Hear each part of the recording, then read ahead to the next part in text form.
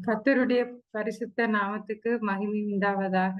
இந்த நாளிலும் கூட தேவனுடைய செய்தியை உங்களோடு கூட பகிர்ந்து கொள்ள தேவன் செய்த கிருபைக்காக நான் தேவனை ஸ்தோத்திரிக்கின்றேன். அ அதே வேளையில அ கர்த்தர் நல்லவர், அவர் கிருபை என்றும் உள்ளது என்ற வார்த்தையின்படி தேவன் எங்களை வழிநடத்தி வருகிறபடினால் நான் தேவனை ஸ்தோத்திரிக்கின்றேன். அ நான் இலங்கை தேசத்தில நாட்சத்திர சுவிசேஷ சபை என்ற சபையோடு கூட இணைந்திருக்கிறேன். அந்த சபையில நடத்துற லைஃப் வேதாகம கல்லூரியில நான் பதிவாளராகவும், அகாடமிக் டீனாகவும் நான் கடமை ஆற்றிக் கொண்டு வருகிறேன். அதே நேரத்துல கற்றும் கொடுத்து கொண்டு வருகிறேன். தேவன் பெரிய காரியங்களை எங்கள் ஊழியங்களுக்கூடாக செய்து வருகிறார்.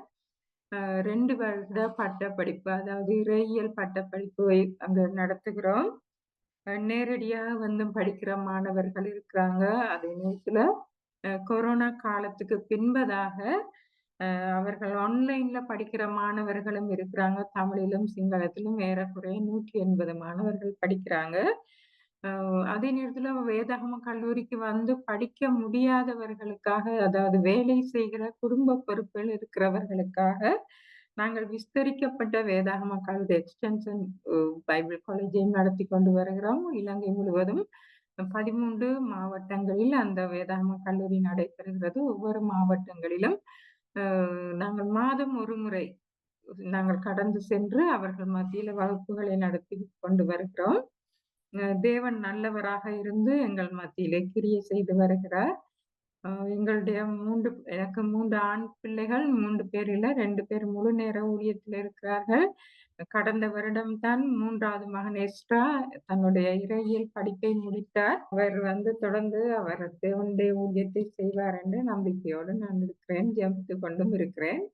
இன்றைய தினத்திலே நாங்கள் கர்த்தர் நல்லவர் என்பதை ருசி பார்த்த பவுலுடைய ஜீவியத்திலிருந்து ஒரு சில காரியங்களை கற்றுக்கொள்ளலாம் என்று நான் நினைக்கிறேன்.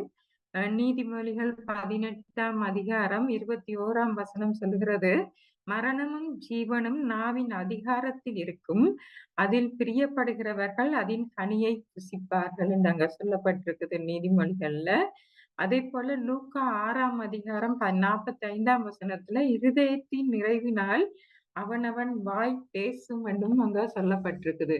பவுல் அப்போஸ்தலன் தன்னுடைய வாழ்க்கையில எவ்வாறாக அ பேசினார், எவ்வாறாக அவர் செயல்படும்போது அவர் தன்னுடைய வார்த்தைகளை அவர் வாயினாலே அறிக்கையிட்டார் என்பதை குறித்து தான் நாங்கள் இந்த நாளிலே விசேஷமாக படிக்கப் போகிறோம். எங்களுக்கு தெரியும் அப்போஸ்தலனாகிய பவுல் கிறிஸ்தவ விசுவாசத்தில் மிக முக்கிய நபர்களில் ஒருவராக அவர் இருக்கிறாரு. அவர் வந்து ஆரம்பத்துல சவுல் என்று அழைக்கப்பட்டாரு. கிறிஸ்து அவரை சந்தித்த பின்பு அவர் பவுலாக மாறுகிறார் என்று எங்களுக்கு தெரியும். அதே நேரத்துல கிறிஸ்தவர்களை துன்புறுத்திய ஒருவராக அவர் வாழ்ந்து வந்தார் என்று சொல்லியும் எங்களுக்கு தெரியும்.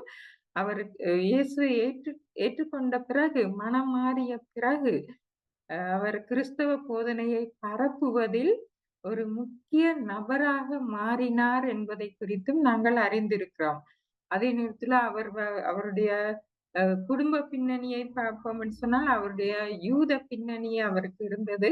யூதராக அவர் இருந்தார். பென்ஜமின் கோத்திரத்தாராக அவர் இருந்தார்.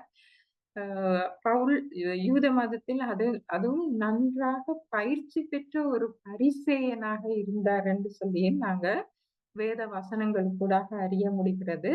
யூத சட்ட திட்டங்களை, நியாய பிரமாணங்களை நன்றாக அறிந்திருந்தார்.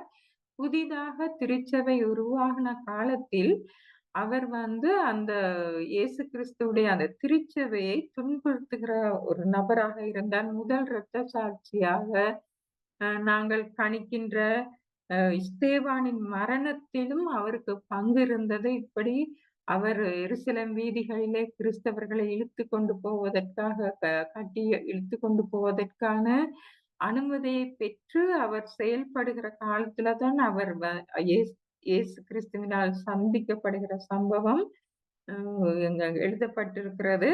அதே நேரத்துல அவர் தமஸ்குக்கு செல்லும் வழியில இயேசுவின் தரிசனத்தை கண்ட பிறகு அவர் கிறிஸ்துவை ஏற்றுக்கொள்ளவும், அவருக்கு அடிமையாக அவர் வாழவும் தன்னை ஒப்புக் கொடுத்த காரியங்களை குறித்து நாங்கள் அப்போஸ்தலர் புத்தகத்திலிருந்து தொடர்ந்து வருகிற புத்தகங்களிலே நாங்கள் காண்கலாம். அப்போஸ்தலர் திருப்பணி புத்தகத்துல நாங்க அவருடைய பணிகளை பற்றி நாங்க பார்க்கல 3 மிஷனரி பணிகளை அவர் செய்திருக்கிறாரு. அதே நேரத்துல பல சபைகளை அவர் நிறுவியிருக்கிறாரு. புதிய ஏற்பாட்டின் 14 புத்தகங்களை எழுதிய ஒரு எழுத்தாளராக இருக்கிறாரு. அதே நேரத்துல கிறிஸ்தவ நம்பிக்கைக்கு இன்றியமையாத ஆதாரமாக உள்ள இறையியல் சத்தியங்களை அவர் கொடுத்திருக்கிறாரு. இயேசு கிறிஸ்துவின் போதனைகளையும் கிறிஸ்தவ இறையியலின் முக்கிய விசேஷித்த காரியங்களையும் அவர் வலியுறுத்தி எழுதியிருக்கிறதையும் பேசியிருப்பதையும் நாங்கள் காணக்கூடியதாக இருக்கிறது. கிறிஸ்தவ போதனைகள்ல முக்கிய பங்கு அவருடைய எழுத்தாக்கங்களிலே நாங்க காணக்கூடியதா இருக்குது. அதே நேரத்துல அவர் இயேசு கிறிஸ்துடைய போதனைகளை விளக்குகிறதிலையும் விளங்கப்படுத்தி போதிக்கிறதிலையும் கிறிஸ்தவ விசுவாசத்தில் நிலைவாட்டுவதிலும் முக்கிய பங்கு வகித்த ஒருவராக அவர் இருக்கிறாரு. நியாய பிரமாணத்தின்படி இயேசு கிறிஸ்துவை விசுவாசிக்கிறதின் மூலம் ரட்சிப்பு கிடைக்காது என்று சொல்லுகிற ஒரு காரியத்தையும் இயேசு கிறிஸ்துவை விசுவாசிப்பதன் மூலம்தான் ரட்சிப்பு கிடைக்கும் என்கிற காரியத்தை அவர் வலியுறுத்தி சொல்லுவாரு. நியாய பிரமாணத்தை பின்பற்றுவதனால இல்ல என்கிறதையும் அவர் அறிவுறுத்தி சொல்லுவாரு. அதே நேரத்துல கிறிஸ்துவின் மரணமும் உயிர்த்தெழுதலும் இயேசு கிறிஸ்துவின் மரணம் மற்றும் உயிர்த்தெழுதல் பற்றிய முக்கியத்துவத்தை அவர் அதிகமாக பேசுகிறவராக இருந்தார். பரிசுத்த ஆவியானவருடைய வழி நடத்தலின்படி அவர் நடந்து ஜீவித்த ஒரு மனிதனாக இருந்தார். அதே நேரத்துல சபையை ஒரு சரீரத்தை போலவும் அதில் ஒவ்வொருவரும் அதில் அங்கம் வகிக்கிறவர்களாகவும் இருப்போம் என்று சொல்லுகிற ஒரு சத்தியத்தை அவர் சொல்லி இருக்கிறாரு. அதே நேரத்துல அவர் உலகம் முழுவதும் நற்செய்தியை பரப்புகிற அவசியத்தை தன்னுடைய எழுத்துக்கள்லையும் சொல்லியிருக்கிறாரு. கள்ள போதகத்தையும் போதனைகளையும் அவர் கண்டித்திருக்கிறாரு. அவருடைய வாழ்க்கையில அதிகமான துன்பங்களை அனுபவித்திருக்கிறாரு. சிறைக்கு சென்றிருக்கிறாரு, அடிபட்டிருக்கிறாரு. இப்படியான காரியங்களையும் அவருடைய வாழ்க்கையில நடைபெற்றிருக்கு. அப்படி இருந்த போதும் அவர் சிறப்பான அறிக்கைகளை தன் வாயினாலே சொல்லுகிறதை நாங்க காணக்கூடியதா இருக்குது. இயேசு கிறிஸ்துவின் மீதான தனது விசுவாசத்தில் அவர் உறுதி உள்ளவராக இருந்தார். நாங்களும் கிறிஸ்தவர்களாக இருக்கிறோம். கிறிஸ்தவ விசுவாசத்தில் நாங்கள் உறுதியுள்ளவர்களாக எங்களுடைய கைகளில வேதாகமும் இருக்கிறது. கிறிஸ்தவ விசுவாசத்தில் உறுதியுள்ளவர்களாக இருக்கிறோமா என்பதை குறித்து நாங்கள் சிந்தித்து பார்க்க வேண்டியவர்களாக இருக்கிறோம். விசேஷமாக அவர் எழுதின புத்தகத்துல 8ஆம் அதிகாரம் 28ஆம் வசனத்திலிருந்து 39ஆம் வசனம் வரைக்கும் மிகவும் விருப்பமான ஒரு பகுதி. அங்க அவர் சொல்றார், அவருடைய தீர்மானத்தின்படி அழைக்கப்பட்டவர்களாக தேவனிடத்தில் அன்பு கூறுகிறவர்களுக்கு சகலமும் நன்மைக்கு ஏதுவாகத்தான் நடக்கிறது என்று அறிந்திருக்கிறோம். தம்முடைய குமாரன் அநேக சகோதரர்களுக்குள்ளே முதற் பேரானவராய் இருக்கும் பொருட்டு தேவன் எவர்களை முன்குறித்தாரோ அவர்களை தமது குமாரனுடைய சாயலுக்கு ஒப்பாய் இருப்பதற்கு முன்குறித்திருக்கிறார். எவர்களை முன்குறித்தாரோ அவர்களை அழைத்தும் இருக்கிறார். எவர்களை அழைத்தாரோ அவர்களை நீதிமான்களாக்கியும் இருக்கிறாரு. எவர்களை நீதிமான்களாக்கினாரோ அவர்களை மகிமைப்படுத்தியும் இருக்கிறார். இவைகளை குறித்து நாங்கள் என்ன சொல்லுவோம்? தேவன் நம்முடைய பட்சத்தில் இருந்தால் நமக்கு விரோதமாக இருப்பவன் யார் என்று ஒரு கேள்வியை அவர் கேட்கிறாரு. அதாவது விசேஷமாக இங்க தேவன் அழைக்கிறார், நீதிமான்களாக்குகிறார், அவர்களை மகிமைப்படுத்துகிறார். எல்லாத்துக்கும் முன்பதாக தன்னுடைய சாயலாக இருப்பதற்கு அவர்களை முன்குறித்து இருக்கிறார் என்று சொல்லியும் அங்க சொல்லுகிறார். நீங்களும் நானும் எங்களுடைய குடும்பத்தாரும் திருச்சபை மக்களும் இதே பட்டியலில் தான் நாங்கள் அடங்குகிறோம். தேவன் எங்களை முன்குறித்திருக்கிறார். எங்களுக்குரிய தெரிந்த எத்தனையோ பேர் அவர்கள் தேவனை பற்றி அறிந்தும் தேவனுக்குள் வராதவர்களாக இருக்கிறாங்க. ஆனா தேவன் எங்களை அழைத்திருக்கிறார், எங்களை நீதிமானாக்கி இருக்கிறார், எங்களை மகிமைப்படுத்தி இருக்கிறார் என்பது பெரிய ஒரு காரியமாக இருக்கிறது. தேவனுக்கு மகிமை உண்டாதாக. அது மாத்திரமல்ல, அவர் அந்த வசனங்கள்ல தொடர்ந்து சொல்லுகிற நேரத்துல தம்முடைய சொந்த குமாரன் என்றும் பாராமல் நம்ம எல்லாருக்காகவும் அவரை ஒப்பு கொடுத்தவர் அவரோட கூட மற்ற எல்லாவற்றையும் நமக்கு அருளாதிருப்பது எப்படி? தேவன் தெரிந்து கொண்டவர்கள் மேல் குற்றம் சாட்டுகிறவன் யார்? அவர்களை நீதிமான்களாக்குகிறவர். ஆக்கினைக்குள்ளாக தீர்க்கிறவன் யார்? கிறிஸ்துவே மரித்தவர், அவரே எழுந்தும் இருக்கிறவர், அவரே தேவனுடைய வலது பரிசத்தில் இருக்கிறவர், நமக்காக வேண்டுதல் செய்கிறவரும் அவரே. உமது நிமித்தம் எந்நேரமும் கொல்லப்படுகிறோம், அடிக்கப்படும் ஆடுகளைப் போல எண்ணப்படுகிறோம் என்று எழுதியிருக்கிறபடி நேரிட்டாலும் கிறிஸ்துவின் அன்பை விட்டு நம்மை பிரிப்பவன் யார்? அதாவது கிறிஸ்துவின் என்னதான் காரியம் எங்களுக்குள்ள வந்தாலும் சரி, நாங்கள் கிறிஸ்துவின் அன்பை விட்டு எங்களை எதனாலும் பிரிக்க முடியாது. கிறிஸ்துவின் அன்பை விட்டு நம்மை பிரிப்பவன் யார்? உபத்திரவமோ, வியாகுலமோ, துன்பமோ, பசியோ, நிர்வாணமோ, நாசமோசமோ, பட்டயமோ, இவை எல்லாவற்றிலேயும் நாம் நம்மில் அன்பு கூறுகிறவராலே முற்றும் ஜெயம் கொள்ளுகிறவர்களாய் இருக்கிறோமே. மரணமானாலும் ஜீவனானாலும் தேவதூதர்களானாலும் அதிகாரங்களானாலும் வல்லமைகளானாலும் நிகழ்காரியங்களானாலும் வருங்காரியங்களானாலும் உயர்வானாலும் தாழ்வானாலும் வேறெந்த சிருஷ்டியானாலும் நம்முடைய கர்த்தராகிய கிறிஸ்து இயேசுவில் உள்ள தேவனுடைய அன்பை விட்டு நம்மை பிரிக்க மாட்டாதென்று நிச்சயித்திருக்கிறேன் என்று சொல்கிற ஒரு நிச்சயத்துக்குரிய ஒரு அறிக்கையை அவர் செய்கிறவராக இருக்கிறாரு.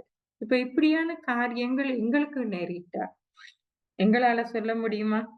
கர்த்தராகிய இயேசு கிறிஸ்துவின் மேல் கிறிஸ்துவுள்ள தேவனுடைய அன்பை விட்டு நம்மை பிரிக்க மாட்டாது என்று நிச்சயித்திருக்கிறேன் என்று சொல்லி எங்களால் அறிக்கை செய்ய முடியுமா என்பதை குறித்து நாங்கள் சிந்தித்து பார்க்க வேண்டியவர்களாக இருக்கிறோம். உலகெங்கிலும் நான் ஒரு சில வீடியோ பதிவுகளை நான் பார்த்திருக்கிறேன். கடந்த கிழமையிலும் நான் பார்த்தேன்.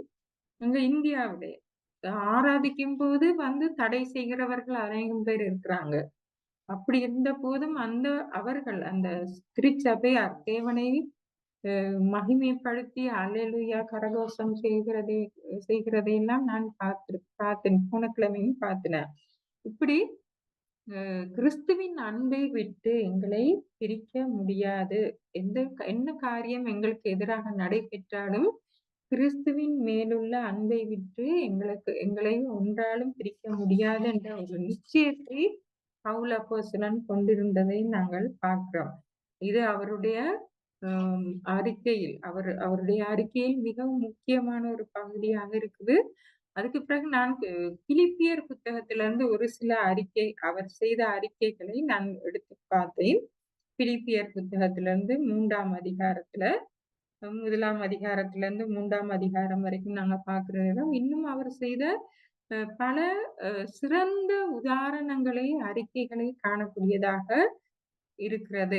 முதலாவதாக நாம் காணக்கூடியதா இருந்துச்சு, என் கர்த்தராகிய இயேசு கிறிஸ்துவை அறிகிற அறிவிலும் மேன்மைக்காக எல்லாவற்றையும் நஷ்டம் என்று எண்ணினேன்.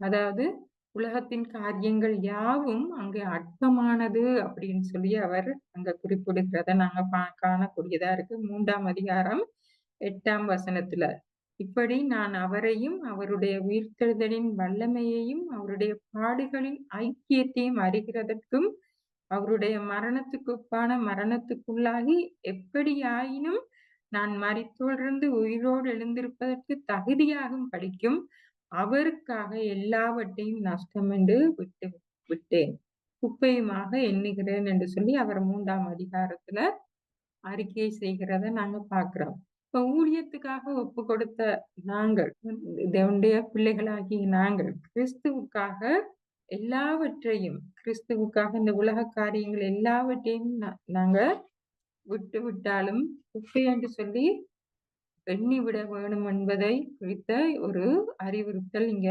சொல்லப்படுகிறது. அவர் அதை அப்படித்தான் அவர் அறிக்கை செய்கிறார். எல்லாவற்றையும் அவருக்காக எங்களை தகுதியாகும் படிக்கும் அவருக்காக எல்லாவற்றையும் நஷ்டம் என்று விட்டுவிட்டேன், குப்பையுமாக எண்ணுகிறேன் என்று சொல்லுகிறாரு. அப்ப நாங்கள் எப்படி இருக்கிறோம்? நாங்கள் எல்லாவற்றையும் விட்டுட்டு இந்த உலகத்துக்குரிய சகல காரியங்களையும் நாங்கள் வெற்றி என்று எண்ணுகிறோமா, இல்லாட்டி நாங்க ஆசீர்வாதம் என்று எண்ணுகிறோமா? தேவன் எங்களுக்காக வைத்திருக்கிற சகல ஆசீர்வாதங்களும் உலகத்தில் நாங்க அனுபவிக்க எங்களுக்கு வாய்ப்பு இருக்கிறது. ஆனாலும் கூட எல்லாம் தகுதியா இராதென்றும் அவர் சொல்லியிருக்கிறத நாங்க காணக்கூடியதா இருக்கு. கிறிஸ்துவுக்காக சகலவற்றையும் விட்டு விடுகிறது. கிறிஸ்துவுக்காக இந்த உலகத்தின் ஐஸ்வர்யங்கள் இல்லாட்டி கிறிஸ்துவுக்காக இந்த உலகத்தின் பல காரியங்களை அவருக்காக தியாகம் செய்வது மிகவும் ஒரு சந்தோஷமான ஒரு காரியமாக இருக்கிறதை நாங்க இந்த பிலிப்பியர் புத்தகத்துல நாங்க காணக்கூடியதாக இருக்குது. அவர் உலகத்தின் காரியங்கள் யாவற்றையும் அற்பமாக எண்ணிய ஒருவராக பவுல் அப்போஸ்தலன் இருக்கிறாரு. இரண்டாவதாக நாங்க பார்ப்போம் என்று சொன்னா, கிறிஸ்து அவரது சரீரத்தின் மூலம் மகிமை அடைய வேண்டும் என்று சொல்லி விரும்பினார். அவருடைய சரீரத்தின் கூடாக கிறிஸ்து மகிமை அடைய வேணும் என்று அவர் விரும்பினதை நாங்க காண்கிறோம். பிலிப்பியர் 1 அதிகாரம் 20 21 வசனத்துல, நான் ஒன்றிலும் வெட்கப்பட்டு போகாமல் எப்பொழுதும் போல இப்பொழுதும் மிகுந்த தைரியத்தோட ஜீவனாலாகிலும் சாவினாலாகிலும் கிறிஸ்து என் சரீரத்தினாலே மகிமைப்படுவார் என்று எனக்கு உண்டாயிருக்கிற வாஞ்சைக்கும் நம்பிக்கைக்கும் தக்கதாய் அப்படி முடியும். கிறிஸ்து எனக்கு ஜீவன், சாவு எனக்கு ஆதாயம் என்று அவர் சொல்லுகிறத நாங்க பார்க்கிறோம். அவர் தன்னுடைய சரீரத்தின் மூலம் தேவனை மகிமைப்படுத்தினதை நாங்க பார்க்கிறோம். ரோமர் புத்தகத்தில் அவர் எழுதுகிறார், இப்படி இருக்கிற சகோதரரே, நீங்கள் உங்களுடைய சரீரங்களை கிறிஸ்துவுக்கு ஜீவ பலியாக ஒப்பு கொடுக்க வேண்டும் என்று உங்களை வேண்டிக் கொள்கிறேன். அதுவே நீங்கள் செய்யத்தக்க புத்தியுள்ள ஆராதனை என்று சொல்லி அங்க எழுதி வைத்திருக்கிறதை 12 அதிகாரத்துல ரோமர் புத்தகத்துல எழுதி வைத்திருக்கிறதை நாங்க காண்கிறோம். எனவே இந்த இந்த பவுல் அப்போஸ்தலன் தன்னுடைய சரீரத்தின் மூலமாக தேவனை மகிமைப்படுத்த விரும்புகிறார். நாங்கள் எப்படி இருக்கிறோம்? எங்களுடைய சரீரத்தினால இன்னொரு இடத்துல அவர் எழுதும்போது, நீங்க குடித்தாலும் சரி, என்ன செய்தாலும் சரி, நீங்கள் தேவனை மகிமைப்படுத்தும்படியாக அதை செய்யுங்க அப்படின்னு சொல்லி அவர் சொல்லி இருக்கிறத நாங்க காண்கிறோம். எனவே நாங்கள் எதை செய்தாலும் நாங்கள் எங்களுடைய சரீரத்தின் மூலமாக செய்கிற சகல காரியங்களிலும் தேவனை நாங்கள் மகிமைப்படுத்த வேண்டியவர்களாக இருக்கிறோம். அவர் பவுல் அப்போஸ்தலன் கிறிஸ்துவை வெளிப்படுத்தவும் அவரை உயர்த்தவும் விரும்பினவராக இருந்தார். சரியா? அவர் அதிகமாக எழுதினார் என்று சொன்னா கிறிஸ்துவை பற்றி தான் அதிகமா எழுதினாரு. கிறிஸ்துவை சந்தித்த பிறகு அவர் அதிகமாக பேசினார் என்று சொன்னா அதிகமாக கிறிஸ்துவை பற்றித்தான் பேசினாரு. கிறிஸ்துவை பாடுபட்டார் என்று சொன்னா கிறிஸ்துவுக்காகத்தான் பாடுபட்டார். அது துக்கம் அடைந்தார் என்று சொன்னா கிறிஸ்துவுக்காகத்தான் என்று சொல்லி நாம பார்க்கிறோம். அவர் என்ன செய்தாலும், எப்படி நடந்து கொண்டாலும், எப்படி அவருடைய மனநிலை இருந்தது என்று சொன்னா, அவர் எல்லாவற்றுக்காக கிறிஸ்துவுக்காக, அவர் எல்லாம் இயேசுவுக்காக அப்படின்னு சொல்லுகிற ஒரு மனநிலையோடு அவர் செயல்பட்டதை நாங்க காணக்கூடியதாக இருக்கிறது. நாங்கள் ஒரு கிறிஸ்துவில தேவனை ஒரு தந்தையாக அவர் கண்டார். கிறிஸ்துவில எல்லா பரிசுத்தவான்களையும் தன்னுடைய சகோதரனாக அவர் கண்டார். கிறிஸ்துவுல தேவனுடைய வார்த்தையை அவர் கண்டார். அதே நேரத்துல சகல வாக்கு தத்தங்களும் கிறிஸ்துவுக்குள் இங்கே உறுதிப்படுத்தப்பட்டிருக்கிறது என்பதையும் அவர் கண்டார் என்று சொல்லி நாங்க காண்கிறோம். எப்படி இருந்தாலும் அவர் தன்னுடைய சரீரத்தினாலே தேவனை மகிமைப்படுத்த அவர் முன் நோக்கி நடந்தவராக இருந்தார் என்று சொல்லி நாங்க பார்க்கிறோம். எங்களுடைய வாழ்க்கையில நாங்களும் எங்களுடைய சரீரத்துக்கூடாக, எங்களுடைய கிரியைகளுக்கூடாக, எங்களுடைய பேச்சுகளுக்கூடாக, எங்களுடைய சகல காரியங்களுக்கூடாகவும் நாங்கள் மகிமைப்படுத்த வேண்டியவர்களாக இருக்கிறோம் என்பதற்கு அவர் ஒரு மாதிரியை முன்வைத்து போயிருக்கிறார். மூன்றாவதாக, கிறிஸ்துவின் சாயலாக தான் மாற வேண்டும் என்பதை குறித்தும் அவர் மிகவும் கவனம் செலுத்தினார் என்பதை குறித்து நாங்க பார்க்கிறோம். பிலிப்பியர் 3 அதிகாரம் 10 வசனத்துல, அவருடைய மரணத்துக்கு ஒப்பான மரணத்துக்குள்ளாகி எப்படியாயினும் நான் மரித்தோரிலிருந்து உயிரோடு எழுந்திருப்பதற்கு தகுதியாகும்படிக்கு அவருக்காக எல்லாவற்றையும் நஷ்டம் என்று விட்டேன் அப்படின்னு சொல்லுவாரு. கிறிஸ்துவை அறிவது, கிறிஸ்துவை அறிவிப்பது, கிறிஸ்துவை அனுபவிப்பது, கிறிஸ்துவை மகிமைப்படுத்துவது, மட்டும் போதாது. சரியா? கிறிஸ்துவை போல இருக்க வேணும் என்று அவர் விரும்பினார். கிறிஸ்துவுடைய குணாதிசயங்கள், கிறிஸ்துவை பற்றிய குணாதிசயங்களை நாங்க பார்ப்போம் என்று சொன்னா, அவர் அற்புதங்களை செய்கிறவராக இருந்தார். மனதுருக்கத்தோடு, அன்புள்ளவராக அவர் இருந்தார். அப்படியாக செயல்பட வேண்டும் என்பதை அ என்று அவர் தீர்மானித்தவராக சொல்லுகிறதை நாங்க காணக்கூடியதாக இருக்கு இந்த பகுதியில். அவரது ஆவியை, கிறிஸ்துவின் ஆவியை சுவாசிக்க, அவருடைய கிறிஸ்துவின் மனநிலையை வெளிப்படுத்த, கிறிஸ்துவுடைய உதாரணத்தை பின்பற்ற, கிறிஸ்துவை போலவே இருக்க வேண்டும் என்று சொல்லி அங்கே பவுல் அப்போஸ்தலன் விரும்புகிறாரு. நாளாந்த எங்களுடைய வாழ்க்கையில நாங்கள் கிறிஸ்துவை போல இருக்க வேண்டும் என்று சொல்லி விரும்புகிறோமா? அல்லது கிறிஸ்துவை போல இருக்க வேண்டும் என்று விரும்பி நாங்கள் செயல்படுகிறதை அந்நிய மக்கள் கண்டு தேவனை மகிமைப்படுத்துகிறார்களா என்பதை குறித்தும் நாங்க சிந்திக்க வேண்டியதாக இருக்கும். அவருடைய சரித்திரத்தை நாங்க பார்க்கல, பல இடங்கள்ல அவர் வறுமையில இருந்திருக்கிறாரு, துன்பத்துல இருந்திருக்கிறாரு. ஆனாலும் அவர் சிறையிருப்புல இருந்திருக்கிறாரு. அவரை அநேக தரம் அடிக்கப்பட்டிருக்கிறாரு. அப்படி இருந்த போதும் அவர் கிறிஸ்துவை போல நான் இருக்க வேணும் என்று சொல்லுகிற அந்த முடிவோடு, அந்த எண்ணத்தோடு அவர் ஜீவித்ததை நாங்க பார்க்கிறோம்.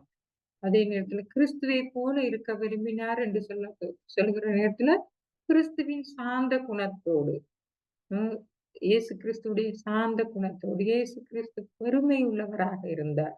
அதே பெருமையோடு, அவர் இயேசு கிறிஸ்து அன்பானவராக இருந்தார். அதே அன்போடு, சரியா, எல்லா காரியத்திலும் அவருக்கு ஒத்திருக்க வேணும் என்று சொல்லி அவர் விரும்பினவராக இருந்தார். கிறிஸ்துவை மகிமைப்படுத்தும்படியான காரியம், அநேக காரியங்கள் இந்த உலகத்துல இருக்குது. கிறிஸ்துவை மகிமைப்படுத்துற காரியங்கள் நிறைய இருக்குது. அந்த விதமான காரியங்களோடு தன்னை அவர் இணைத்து கொண்டு வாழ வேணும் என்று சொல்லி அவர் விரும்பினவராக இருந்தார் என்று நாங்க பார்க்கிறோம். சரியா? அதே நேரத்துல கிருபையின் வல்லமை எவ்வளவாய் தன்னுடைய வாழ்க்கையில கிரியை செய்தது என்பதை குறித்தும் அவர் அறிக்கையிட்டிருக்கிறாரு. அவருடைய உள்ளான மனம் மாற்றம் அங்க பெரிதான ஆசீர்வாதங்களை திருச்சபைக்கு கொண்டு வந்திருப்பதை நாங்க காணக்கூடியதாக இருக்குது. அவர் ஒரு சபையை துன்புறுத்துகிற பரிசேயனாக இருந்தாலும் கூட, அவர் மனமாற்றத்துக்கு பிறகு கிறிஸ்துவுக்காக யாவற்றையும் சகிக்க, கிறிஸ்துவுக்காக ஜீவிக்க அவர் தன்னை ஒப்பு கொடுத்தது போல, நாங்களும் எங்களுடைய ஜீவியத்தை கிறிஸ்துவுக்காக, கிறிஸ்துவுடைய காரியங்களை செய்வதற்காக, மிஷன் ஊழியங்களுக்காக எங்களை நாங்கள் ஒப்பு கொடுக்க வேண்டியவர்களாக இருக்கிறோம். நான் அவரையும் அவருடைய உயிர்த்தெழுதலின் வல்லமையும் அவருடைய பாடுகளின் ஐக்கியத்தையும் அறிகிறதற்கு, அவருடைய ஒப்பான மரணத்துக்குள்ளாகி எப்படியாயினும் நான் மரித்தோடிருந்து உயிரோடு இருந்திருப்பதற்கு தகுதியாக இருக்க வேணும் என்பது அங்கே அவளுடைய வாஞ்சியாக இருந்ததை குறித்து நாங்க பார்க்கிறோம். எங்களுடைய வாஞ்சை எப்படி இருக்கிறது என்பதை குறித்தும் நாங்க இந்த நாளில சிந்திக்க வேண்டியதாக இருக்கிறது. சரியா? அவருக்கு ஒப்பானவர்களாய் காணப்பட, கிறிஸ்துவுக்கான பாடுகளையும் மரணத்தையும் கூட நாங்கள் அனுபவிக்க தயாராக இருக்கிறோமா என்பதையும் நாங்கள் சிந்திக்க வேண்டியதா இருக்குது. 4வதாக, அவர் கிறிஸ்துவுடன் நித்தியத்திற்கும் அவர் கிறிஸ்துவுடன் இருக்கிறதற்கு விரும்பினார். நித்தியமாக கிறிஸ்துவுடனே கூட ஜீவிக்க வேணும் என்பதை அவர் விரும்பினார் என்பதை குறித்து பிலிப்பியர் புத்தகத்துல அழகாக சொல்லப்பட்டிருக்குது. பிலிப்பியர் 1ஆம் அதிகாரம் 23ஆம் வசனத்துல அவர் தனது ஊழியத்தை மிகவும் நேசித்தார். இயேசு கிறிஸ்துவுக்காக காரியங்களை செய்வதை மிகவும் நேசித்தார். திருச்சபையோடு கூட பெரிதும் இணைந்திருந்தார். அவர் மிஷனரி பயணத்தை செய்கிற நேரத்துல எல்லாம் திருச்சபைகளை உண்டாக்கினார், திருச்சபைகளை உருவாக்கினார். அதே நேரத்துல அவர் அந்த சபைகளோடு கூட இணைந்திருந்தார். அதனாலதான் கடிதங்களை எழுதினார். சரியா? அவருடைய ஈடுபாடு, அவருடைய தாளந்து, அவருடைய உழைப்பு எல்லாவற்றையும் அவர் திருச்சபைக்காக செலவிட்டார் என்று நாங்க பார்க்கிறோம். நற்செய்தி எங்கெங்கெல்லாம் தேவைப்படுகிறதோ அந்த இடங்களுக்கு, அழிந்து போகிற ஆத்மாக்களுக்காக அவர் தன்னுடைய அனுதாபத்தை காண்பித்தார். கிறிஸ்துவை போல தன்னுடைய அனுதாபத்தை காண்பித்தார் என்று நாங்க பார்க்கிறோம். அது அவர் இயேசுவிடம் அவர் கொண்டிருந்த அன்பு மேலானதாக இருந்தது என்று சொன்னாங்க. ஏனென்றால் இவ்விரண்டிலும் நான் நெருக்கப்படுகிறேன். தேகத்தை விட்டு பிரிந்து கிறிஸ்துவுடனே கூட இருக்க எனக்கு ஆசை உண்டு. அது அதிக நன்மையா இருக்கும். அவருடைய அப்படின்னு அவர் சொல்றாரு. இங்க இந்த உலகத்துல இருக்கிற நிறைய பாடுகள நான் சகிக்க முடியாம இருக்குது. சகித்துக் கொண்டிருக்கிறேன். ஆனா கிறிஸ்துவோடு கூட நான் போய் அவரோடு கூட இருக்க எனக்கு ஆசை இருக்கு. அதுதான் எனக்கு அதிகமான நன்மை என்ன இருக்கும் அப்படின்னு சொல்லி அவர் சொல்லுகிறத நாங்க காண்கிறோம். சரி, இது அவருடைய விருப்பம். இது அவருடைய விருப்பமாக இருந்தது. கிறிஸ்துவுடன் எங்கும் இருக்க, அ எல்லா காலத்திலும் கிறிஸ்துவுடன் இருக்கிறதுக்கு அவர் ஆசை உள்ளவராக இருந்தாரு. சரியா? ஒரு முறை வந்து அண்ணன் ஜெபக்குமார் அவர்கள் சொன்னாங்க, அவரை வந்து அடிக்க வந்தாங்களாம். அடிக்க வர நேரம் சொன்னாராம், ஜெபக்குமார் அண்ணன் சொன்னாராம், "நீங்க என்னைய அடிங்க, நான் செத்தா நான் ஆண்டவரோட போயிருப்பேன். இல்ல நீங்க என்னைய அடிங்க, ஆண்டவர் என்னோடு கூட இருப்பாரு. நான் உலகத்துல இருந்தா ஆண்டவர் என்னோடு கூட இருப்பாரு. நான் செத்து போனேன்டா நான் ஆண்டவரோட போய் இருப்பேன்னு" சொன்னாராம். அது போலத்தான் இந்த பவுல் அப்போஸ்தலனுடைய மனநிலையும் இருந்ததை குறித்து நாங்க காணக்கூடியதாக இருக்குது. இந்த தேகத்தை விட்டு, இந்த உலகத்தின் பிரச்சனைகளை விட்டு, இந்த பாடுகளை விட்டு நான் பிரிஞ்சு போய் இருக்கிறது எனக்கு நல்ல நன்மையா இருக்கும். அப்படின்னு சொல்லி அவர் யோசிக்கிறார். ஆனாலும் அவர் நித்தியத்துக்கும் கிறிஸ்துவுடன் கூட இந்த உலகத்துல இருந்தாலும் கிறிஸ்துவோடு கூட இருக்கிறதுக்கு அவர் வாஞ்சித்தார்.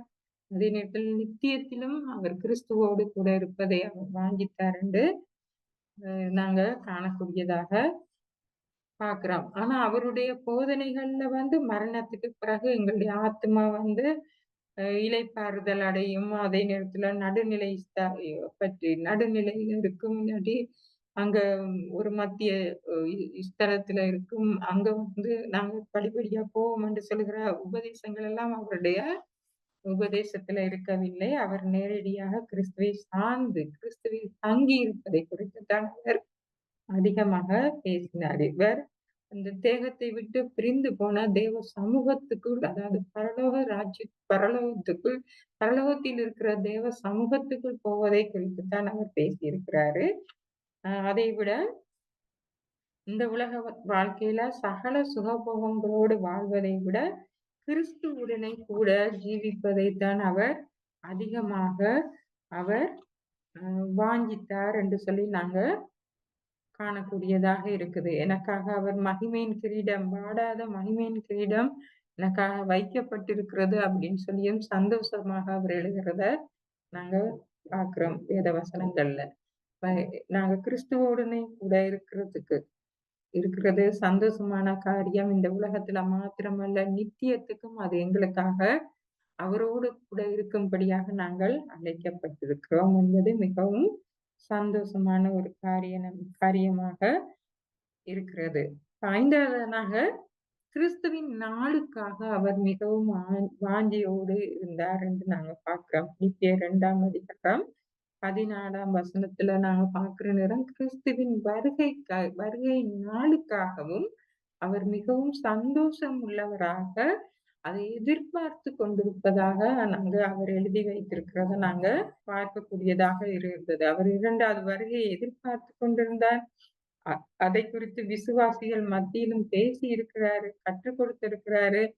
அது ஒரு பெரிய விஷயம் என்பதையும் அவர் அவர்களுக்கு சொல்லியிருக்கிறாரு. அதே நேரத்தில் அவருடைய வருகைக்காக ஏங்கினார், எதிர்பார்த்து மகிழ்ச்சியோடு இருந்தார். எதிர்பார்த்து காத்திருந்தார் என்று சொல்லியும் நாங்க பார்க்கிறோம். இப்ப இந்த நாட்கள்ல நடைபெறுகிற அநேக சம்பவங்களை குறித்து நாங்க பார்க்கிற நேரம் கிறிஸ்துவின் வருகை மிகவும் சமீபமாக இருக்கிறது என்பதை நாங்கள் காணக்கூடியதாக இருக்கிறது. இப்ப அந்த கிறிஸ்துவின் வருகையை நாங்கள் சந்தோஷமாக எதிர்கொண்டவர்களாக, அந்த வருகைக்கு ஆயத்தம் உள்ளவர்களாக நாங்க இருக்கிறோமா என்ற ஒரு கேள்வியை கேட்டால் அதற்கு எங்களுடைய பதில் என்ன என்பதை குறித்து நாங்கள் சிந்திக்க வேண்டியதாக இருக்கிறது. அப்ப கிறிஸ்துவின் நாள் என்பது அவருடைய மகிமைக்காக விசேஷமாக ஒதுக்கப்பட்ட ஒரு நாளாக இருக்கிறது. அவர் வெளிப்படையாக தனது சபையை மணவாட்டியாகிய தனது சபையை சந்திக்க வருகிற ஒரு நாளாக இருக்கிறது. சாத்தானையும் அவனுடைய எல்லா எதிரிகளையும் தன்னுடைய காலடியில நசுக்கி தன்னுடைய மகிமையிலும் பிதாவின் மகிமையிலும் அவர் தோன்றுகிறவராக இருக்கிறாரு. அவர் காட்சி கொடுக்கிறவராக இருக்காரு. எப்படி நான் பரலோகத்துக்கு போறேன்னா அவ்விதமாக நான் திரும்ப வருவேன் என்று சொல்லி அங்க அப்போஸ்தலர் நடவடிக்கைகள்ல ஆரம்பத்துல நாங்க பார்க்கிறோம். சரியா? அந்த ஒரு நாளுக்காக, அந்த கிறிஸ்துவின் நாளுக்காக அவர் சந்தோஷம் உள்ளவராக இருந்தார் என்று நாங்க பார்க்கிறோம். சரியா? அப்போ கிறிஸ்துவுக்குள் வந்த அனைவரையும் சந்தித்து தம்முடைய புகழ்பெற்ற எஜமானரிடத்துல அவர்களை ஒப்படைக்க வேணும் என்பதுதான் பவுலுடைய விருப்பமாக இருந்தது. எதற்காக என்று சொன்னா அவரே நம்முடைய நம்பிக்கையும் மகிழ்ச்சியும் கிரீடமுமாய் இருக்கிறார் என்று சொல்லி அவர் எழுதி வைத்திருக்கிறத நாங்க பார்க்கக்கூடியதாக இருக்கு. பிலிப்பியர் 2ஆம் அதிகாரம் 14ஆம் 15ஆம் வசனங்கள்ல அது சொல்லப்பட்டிருக்கு. அதே நேரத்துல அவர் சொல்றார், நான் வீணாக ஓடினதும் வீணாக பிரயாசப்பட்டதும் இல்லை என்கிற மகிழ்ச்சி கிறிஸ்துவின் நாளில் எனக்கு உண்டாயிருப்பதற்கு ஜீவ வசனத்தை பிடித்துக் கொண்டு உலகத்திலே சுடர்களைப் போல பிரகாசிக்கிற நீங்கள் கோணலும் மாறுபாடுமான சந்ததியின் நடுவிலே குற்றமற்றவர்களும் கபடற்றவர்களும் தேவனுடைய மாசற்ற பிள்ளைகளாய் இருக்கும்படிக்கு நீங்க இருக்க வேணும் அப்படின்னு சொல்லுகிற ஒரு வேண்டுதலையும் அவர் வைக்கிறத நாங்க பார்க்கிறோம். இப்ப அவர் தன்னை பற்றி சொல்றேன், நான் வீணா ஓடவும் இல்லை, வீணா பிரயாசப்படவும் இல்லை. ஆனா தன்னுடைய மகிழ்ச்சி கிறிஸ்துவின் நாளில் தனக்கு உண்டாயிருக்கிறது அப்படின்னு சொல்றாரு. அதே நேரத்துல ஜீவ வசனத்தை பிடித்து கொண்டிருக்கிற உலகத்துல சுடர்களைப் போல பிரகாசிக்கிற நீங்களும் இந்த உலகத்தின் உள்ள மாறுபாடு உள்ள சந்ததியின் நடுவே குற்றமற்றவர்களாக ஜீவிக்க வேண்டும், கபடற்றவர்களாக ஜீவிக்க வேண்டும் என்று சொல்லிட்டு தேவனுடைய மாசற்ற பிள்ளைகளாய் இருக்கும்படிக்கு நீங்க வாழ வேணும் என்ற ஒரு அறிவுறுத்தலையும் எங்களுக்கு தருகிறதையும் நாங்க காண்கிறோம். அதே நேரத்தில் இந்த பவுல் அப்போஸ்தலனுடைய வாழ்க்கையை பற்றிய குறிப்புகள் அவருடைய கடைசி காலத்தை குறித்த குறிப்புகள் எங்கள் வேதாகமத்துல சொல்லப்படவில்லை. ஆனா சரித்திர ஆசிரியர்கள் அவர் கிறிஸ்துவுக்கு பிறகு 64ஆம் ஆண்டு அப்படி இல்லைன்னா 67ஆம் ஆண்டுல அவர் மரணம் அடைந்திருக்கிறார். ரோமர்னால அவர் சிறைச்சேதம் பண்ணப்பட்டிருக்க வேணும். நீரோ மன்னனின் காலத்துல தான் அவர் மரித்திருக்க வேணும் என்று சொல்லியும் அவரை குறித்து சொல்லுகிறாங்க. கிறிஸ்துவை விட்டு அவர் மரிக்கும் தருவாயிலும் அவரை சிறைச்சேதம் பண்ணினாங்கன்னு சொல்லப்பட்டிருக்குது. இந்த கிறிஸ்துவை விட்டு அவர் பிரிந்து போகல, கிறிஸ்துவோடு கூட அவர் மரித்தார் என்பதை குறித்தும் அங்க சாட்சியாக சரித்திர ஆசிரியர்கள் எழுதுகிறாங்க.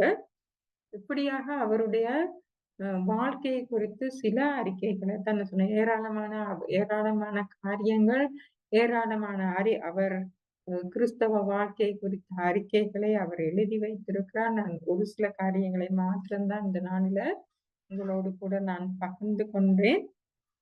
தேவன் தாமே உங்களை ஆசீர்வதிப்பாராக.